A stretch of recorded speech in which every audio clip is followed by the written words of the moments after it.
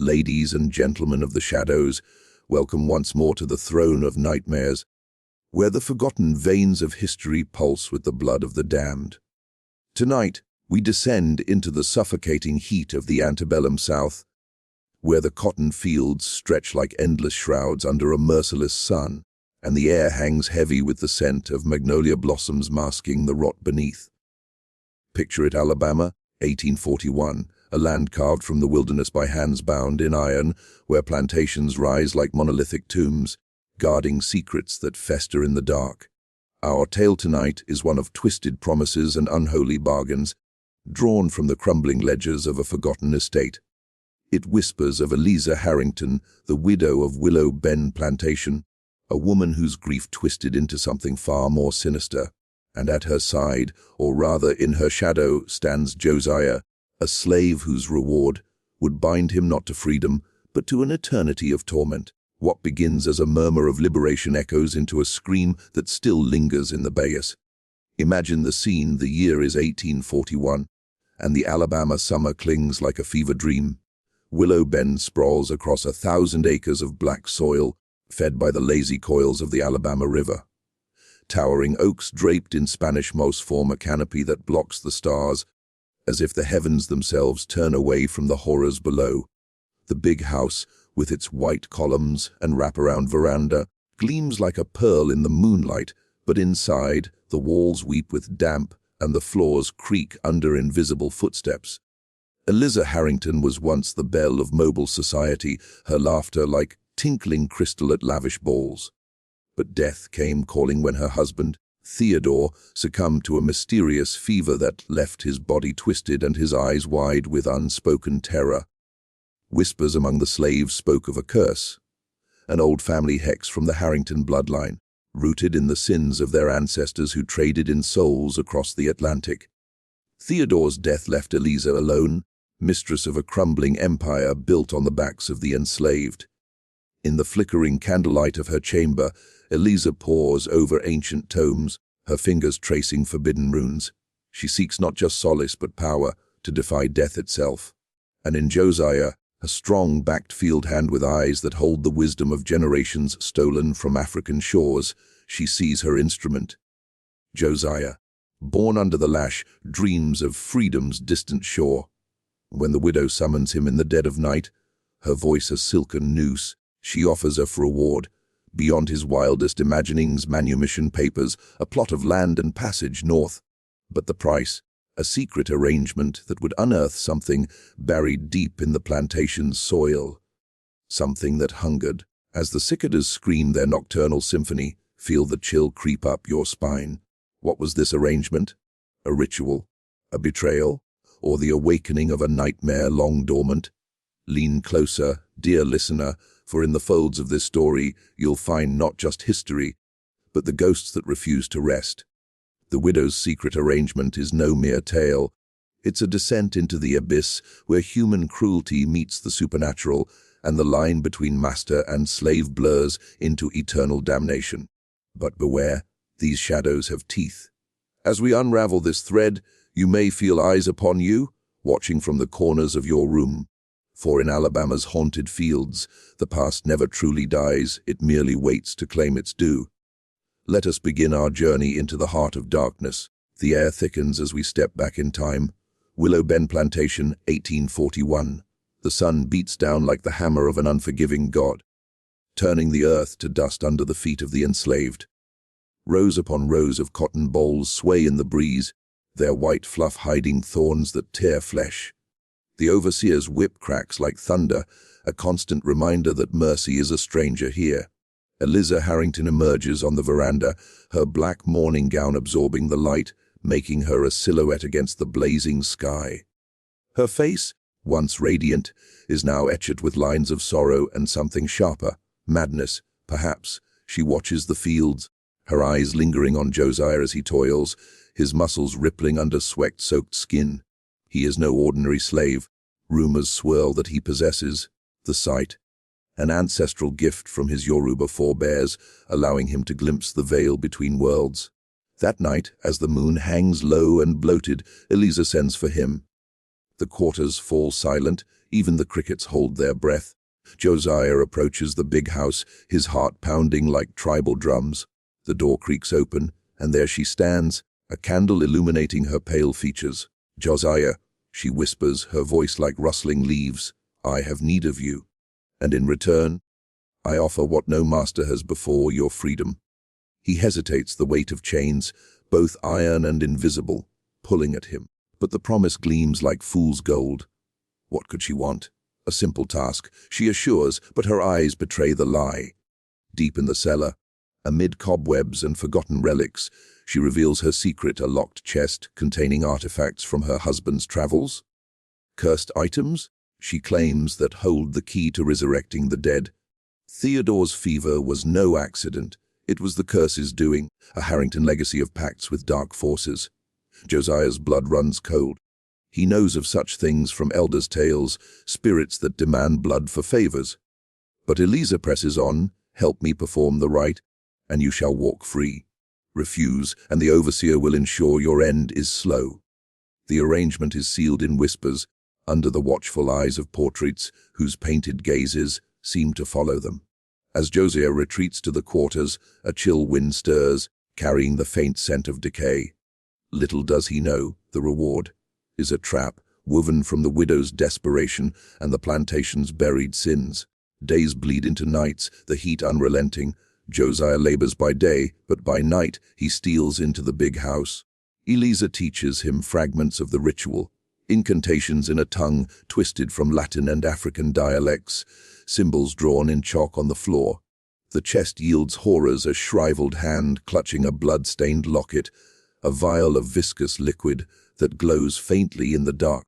As they prepare, strange occurrences plague Willow Bend.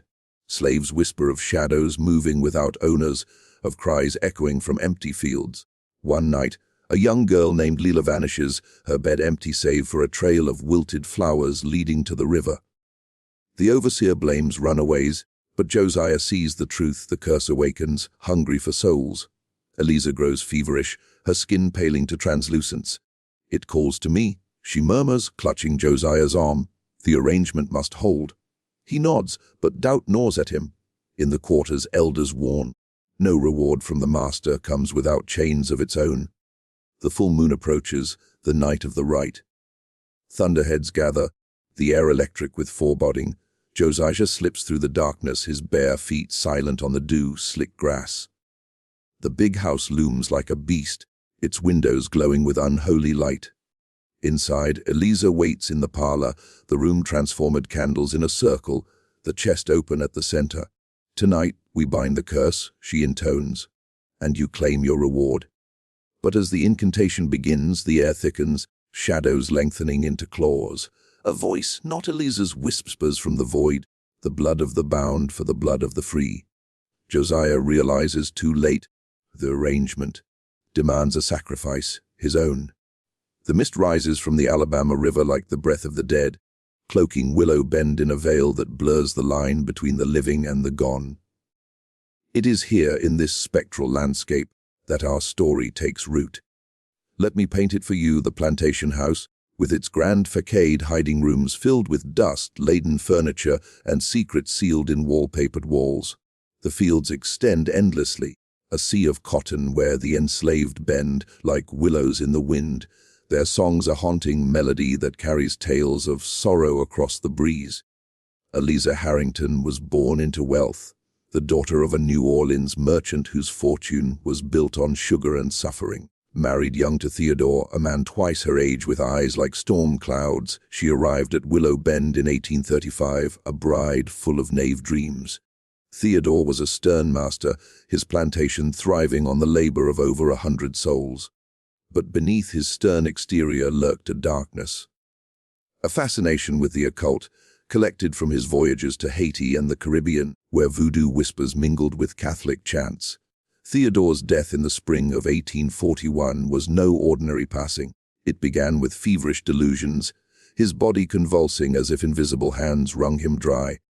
Servants spoke of him ranting about the debt, a curse from his grandfather who had betrayed a slave uprising in Virginia decades prior. The Harrington bloodline, they said, was tainted, each generation paying with madness or misfortune. Eliza, nursing him in his final hours, heard his confessions, pacts made with entities beyond the grave, promising prosperity in exchange for eternal vigilance. With Theodore buried in the family plot under a gnarled oak, Eliza inherited it all. The land, the slaves, the curse. Alabama law granted her dower rights, a third of the estate in perpetuity, but as the sole heir, as their only child having died in infancy, she claimed the whole. Yet freedom for a widow was illusory. Society expected remarriage, and creditors circled like vultures. But Eliza had other plans. Isolation bred obsession. She delved into Theodore's hidden library, volumes bound in human leather facsimiles, pages yellowed with age and stained with what looked like blood. Josiah entered this web unwittingly. Born in 1810 on a neighboring plantation, he was sold to Willow Bend at age 15 for his strength and cunning. Tall, with skin like polished ebony and eyes that pierced the soul, Josiah was a field hand by day, but by night he was a storyteller, weaving African folk tales that kept the quarters alive with hope. He had the gift, as his mother called it, visions that came in dreams foretelling storms or overseer cruelty. Slaves sought his counsel, but he guarded it carefully. Such powers drew whips if discovered. One sweltering afternoon, as Josiah picked cotton under the blistering sun, Eliza rode by on her mare, her veil fluttering like a ghost. She paused, watching him. Later, a house servant delivered the summons. "The mistress wishes to see you at midnight." "Tell no one." The quarters buzzed with unease. "Stay away from the big house after dark." Old Mama Ruth warned, her voice cracked from years under the lash. White folks' grief turns to poison. But Josiah went, driven by curiosity and a flicker of ambition.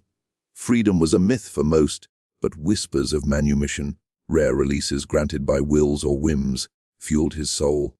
The meeting unfolded in the study, a room heavy with the scent of tobacco and decay. Eliza, seated in a high-backed chair, her hands folded like a spider's legs, regarded him coolly. "You are not like the others, Josiah. You see things." Theodore spoke of such men in his journals. Conduits to the other side. He stood rigid, the floorboards creaking under his weight. "What you want from me, ma'am?" Her lips curved into a smile that didn't reach her eyes. "An arrangement, private. In return, I offer reward your papers signed and sealed, a horse, supplies, and safe passage to the free states." The words hung in the air like smoke. Freedom, the word alone sent shivers through him. But suspicion lingered. What kind of arrangement? She rose, gliding to a concealed panel in the wall. It swung open, revealing the chest. Iron-bound, etched with strange symbols. "Theodore bound a spirit here, a guardian for our wealth. But it demands renewal, a ritual of blood and word. Alone I cannot, it requires one with the sight. Help me, and you are free. Betray me, and—" She let the threat dangle. Josiah's mind raced. The elders of stories warned of such pacts, lower spirits that twisted wishes into curses. But the allure was too strong. "I agree," he whispered. Thus began the secret nights. Under cover of darkness, Josiah crept to the house. Eliza taught him the incantations, her voice a hypnotic drone. They practiced in the cellar, where roots pierced the earthen walls like fingers from graves. The air grew colder with each session, objects moving of their own accord, a candle snuffing out, a book falling open to pages of dire warnings. Meanwhile, the plantation stirred with omens. Crops withered in patches, forming shapes like runes. Animals howled unnaturally. One slave, Elijah, collapsed in the fields, foaming at the mouth, muttering of eyes in the dark. The overseer, a brutish man named Harlan, blamed laziness and doled out lashes, 50 for Elijah, who never rose again. Josiah confided in no one, but guilt gnawed. In the quarters, his wife Sarah, slender, with braids like ropes of night, sensed the change. "You carry death on you, Josiah." "What's she done to you?" "Nothing yet," he lied, holding her close as thunder rolled. As the ritual neared, Eliza revealed more. The curse originated in 1780, when a Harrington ancestor enslaved a West African priestess who cursed the family line with eternal bondage. Theodore had contained it, but his death unleashed it. "We must bind it anew," she insisted. But Josiah's visions grew vivid dreams of chains wrapping around Eliza, of blood-soaked soil birthing horrors. He wondered if the reward was a lie, if he was merely the lamb for slaughter. The night before the rite, a storm lashed Willow Bend. Lightning illuminated the fields, revealing fleeting figures, ghosts of past slaves, their eyes pleading. Josiah awoke screaming, Sarah soothing him, "Run, Josiah, before it's too late." But the arrangement held him fast. Dawn broke bloody, the sun rising like an open wound. The full moon of July 1841 hung over Willow Bend like a malevolent eye, casting silver light that turned the cotton fields into a ghostly expanse. Thunder grumbled in the distance, the air thick with the promise of rain and something far more primal, dread. Josiah moved through the shadows, his heart a war drum, each step toward the big house feeling like a descent into hell. Eliza waited in the parlor, transformed into a sanctum of the arcane. Candles flickered in a pentagram etched on the floor, their flames dancing as if alive. The chest sat open, its contents arrayed. The shriveled hand, now clutching a dagger, the vial, its liquid swirling like trapped smoke, and a yellowed parchment inscribed with the ritual words, "You are late." Eliza hissed, her eyes fever-bright. She wore a white gown stained with earth, her hair unbound like a witch from old tales. "The storm slows a man," Josiah replied, his voice steady despite the fear coiling in his gut. They began. Eliza chanted first, her words twisting the air. "By the blood of the bound, by the will of the free, we call thee forth, guardian of Harrington." Josiah echoed, his deeper timbre adding resonance. The room grew cold, breath visible in plumes. As the incantation peaked, Josiah pricked his finger with the dagger, letting blood drip into the vial. It hissed, steam rising. Eliza did the same, their mingled essence glowing crimson. Then the change. The candles guttered, shadows lengthening into tendrils that slithered across the walls. A low moan echoed, not from wind, but from within the chest. Josiah's vision blurred, flashes of the past assaulted him. The priestess's curse, her eyes burning as she was chained. Harrington ancestors writhing in agony. "It comes," Eliza whispered, ecstatic.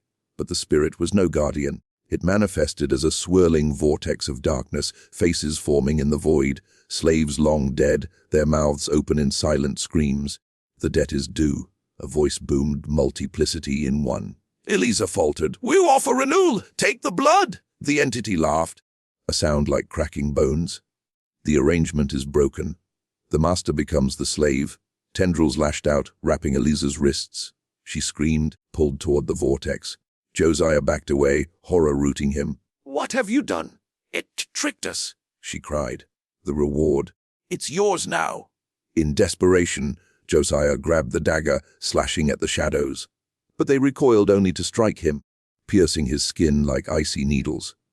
Visions flooded his freedom illusion, the curse feeding on betrayal. The house shook, windows shattering.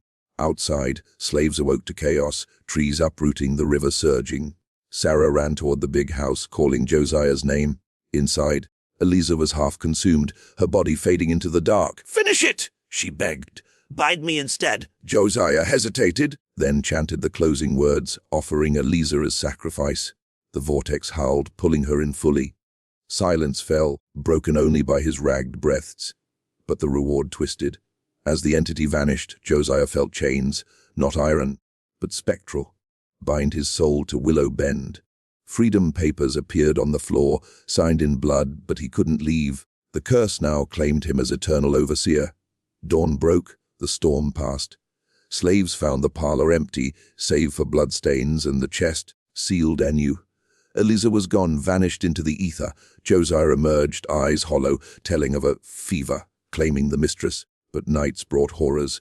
Josiah wandered the fields, compelled to enforce the curse, whipping phantoms, hearing Eliza's screams. Slaves fled, but those who stayed saw him change, skin paling, form flickering. Years passed. Willow Bend decayed, cotton overrun by weeds.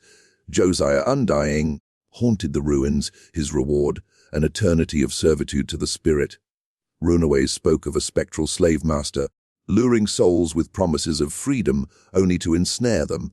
Even now, in the Bayous, whispers persist approach Willow Bend at midnight, and you'll hear the arrangement renewed, the widow's voice offering rewards that bind forever.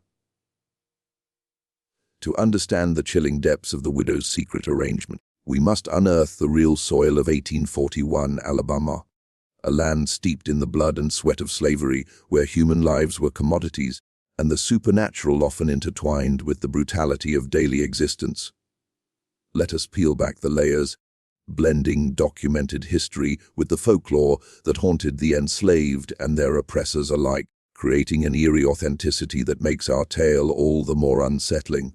Alabama in 1841 was the heart of the Cotton Kingdom, admitted as a slave state in 1819 amid the Missouri Compromise's fragile balance.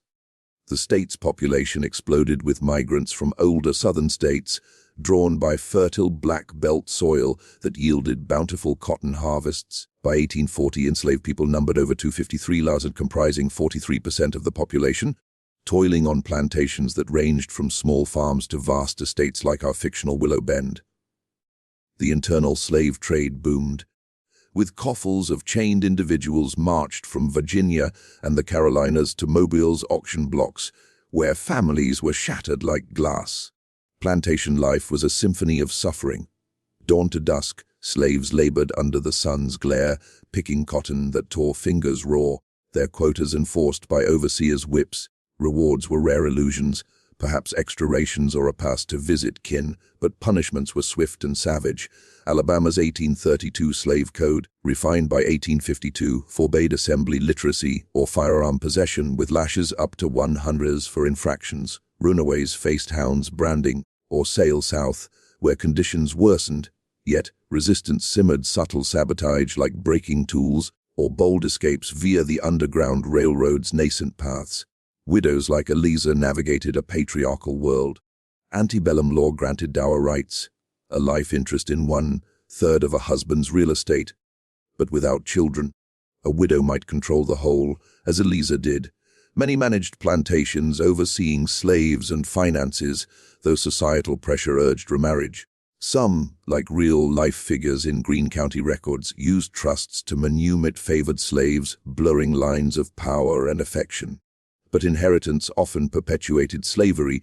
Enslaved people were bequeathed like livestock, their value tallied in probate inventories. Cultural folklore added layers of terror.